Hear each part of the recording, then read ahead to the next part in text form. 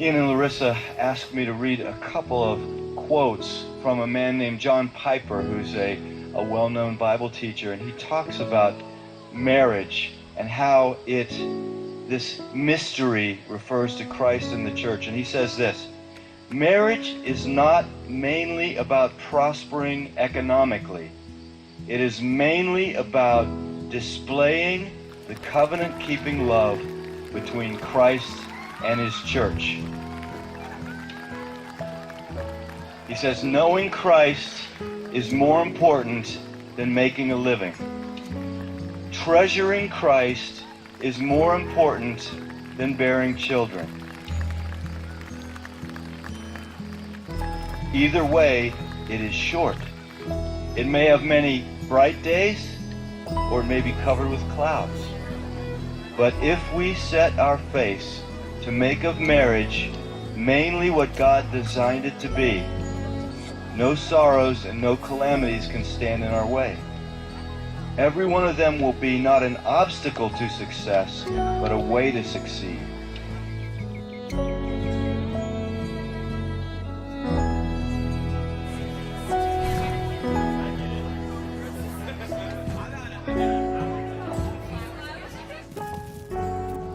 The beauty of the covenant-keeping love between Christ and his church shines brightest when nothing but Christ can sustain it.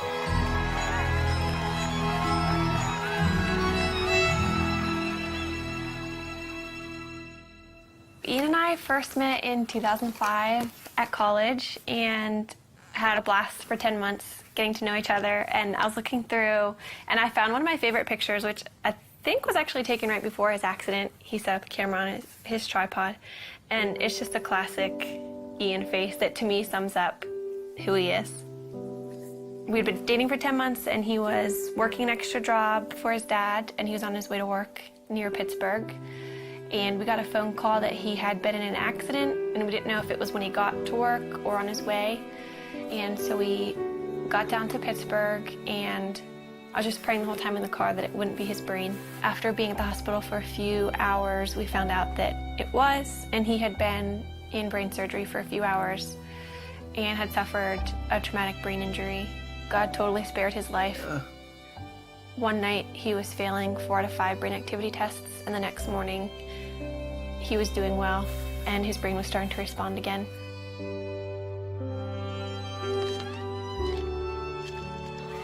I moved in with his family after the accident, so I was really involved in his therapy and just did whatever I could to make his life fun. We'd go out on dates, and looking back, it's weird because he couldn't talk and he couldn't eat. So we probably looked like complete weirdos being on dates, but we had a blast, and I just talked to him all the time. I knew that before Ian's accident, he was very serious about marriage and was ring shopping, so I knew where he was, and that helped me so much. After he couldn't talk, I knew that he loved me, and I knew where he wanted the relationship to go because we were dating very intentionally. We just prayed that marriage would someday happen and watched all of our friends get married and start having families. That was challenging, but we just tried to hold out hope that that would be us someday.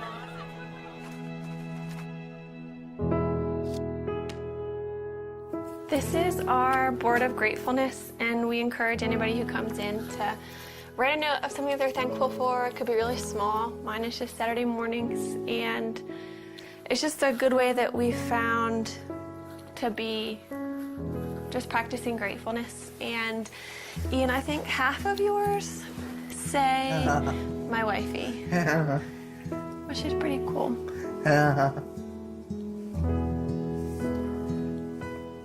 We decided that we couldn't really consider marriage as an option until Ian was able to communicate. But if he could communicate with me, then we could have a marriage, knowing it would be really different. But as long as Ian could talk to me, then we could make it work. So once Ian began communicating, it became a little bit more of an option. And then we just kind of watched Ian progress. Hi, husband. I want to be. How are you? What? How was your day? Yes. A conversation I had with his dad, it was one of those conversations where I realized this could happen. Then that August, his dad was diagnosed with brain cancer. And at that point, his dad's biggest concern was Ian and I, and whether or not we were going to get married or step away from our relationship. He wanted us to make a decision to move our lives in some direction. He passed away before he was able to see us get engaged, but that was a huge impetus in why we started to pursue engagement.